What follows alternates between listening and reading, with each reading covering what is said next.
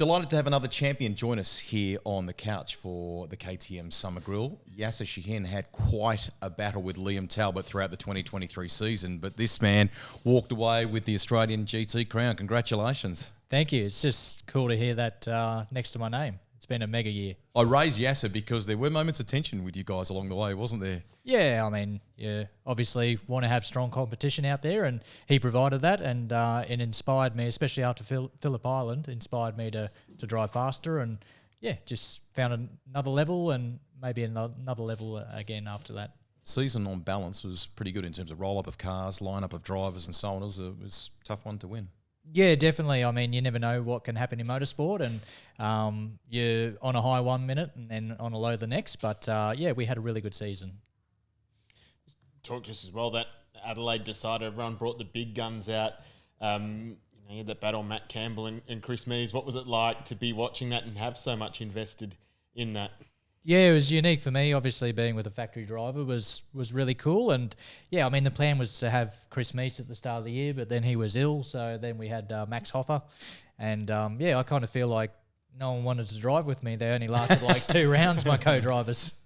You juggled it with a little bit of Carrera Cup racing during the season too, didn't you? Yeah, super sub, last minute call up. So that was really cool. I mean, Bathurst, we had the pole position by over a second and 3 race wins. So the perfect debut or return back to Carrera Cup. And before we recorded this edition of the Summer Grill, you'd been to Bahrain as well, a call up for WEC. What about that? Amazing. I've been so keen and desperate, maybe you could say, to do WEC, especially Le Mans 24, like how many drivers want to do that race. And yeah, to finally get that chance, and it was surreal. Like, I put a lot of pressure on myself and just wanted to do a good performance. And then, yeah, I had to qualify the car as well. So to qualify P2, we got within 5 seconds of the race win. So we ran out of brakes. We were within 1.5 seconds, and then we had no brakes. So with 20 minutes to go, we buttoned off and finished within 5 seconds of the lead after 8 hours. Is that potentially going to lead to some other opportunities there in 24? I hope so. Fingers crossed. If someone wants to help out, then for sure.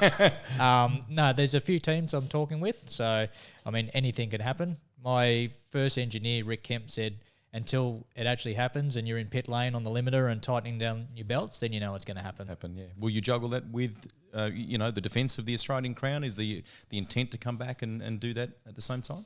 Yeah, after winning the championship this year, I'm super keen and hungry, even hungrier. So I'm super keen to get back on the grid. I'm pretty sure I'll be doing Australia as at least a base program, and then the WEC on top of that. So WEC could be potentially 7 of the 8 rounds or the full championship. I'm just undecided at the moment. Okay, can you share a bit more, a team, car, or you can't sort of tell us what you're up to there? There's multiple options, so I just hope that one will be 100%, and then we're set to jet.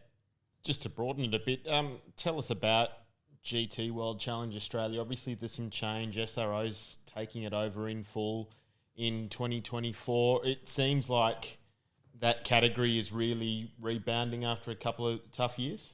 Yeah, I mean, the pandemic didn't really help anyone.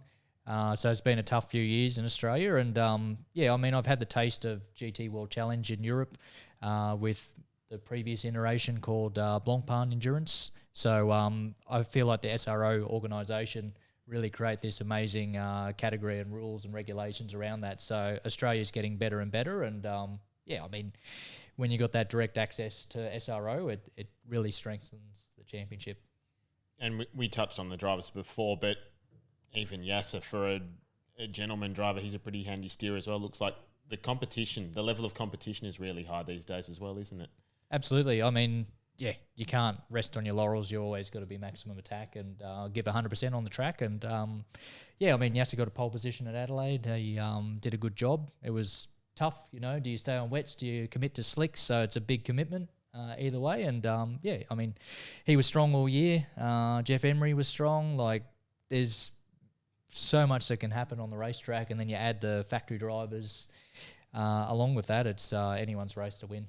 The defence of the crown, will you stick with an Audi, or are you going to try something different for 24? Yeah, I guess I'm in a fortunate position where I've been given a few options. So yeah, not sure what's going to happen, but there's a high chance it probably won't be an Audi. Okay.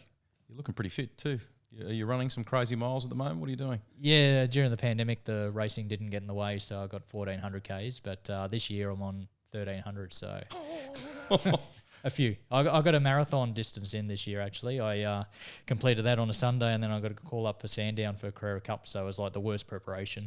You could do, but fit as. What about from a, WEC next year that you talked about and the Australian title? What about a little wish list item that you haven't perhaps done yet that you'd like to put your name on? Le Mans 24, just to be there. I don't want to make up the numbers, but I want the chance, the opportunity to be on the grid. And I feel like being a bronze and taking it very seriously, that I'm a strong proposition for any team. So fingers crossed I can get my foot in the door and get on the grid. It's been fantastic to get you on the Summer Grill. Congratulations on what you've achieved this year, and all the very best for next season. Thank you. There he is, Liam Talbot, for this edition of the KTM Summer Grill. Check back in on the Speed Cafe website tomorrow morning to see who our next guest is. You could be a winner each episode of the Summer Grill. KTM are giving you the chance to win a bar stool, a mug, and this race-inspired clock as well. So there's more good reasons to tune in and hear from some of the stars of world motorsport here as a part of the KTM Summer Grill. All you got to do is click on the link below, fill in your details, and you could be in the running to win.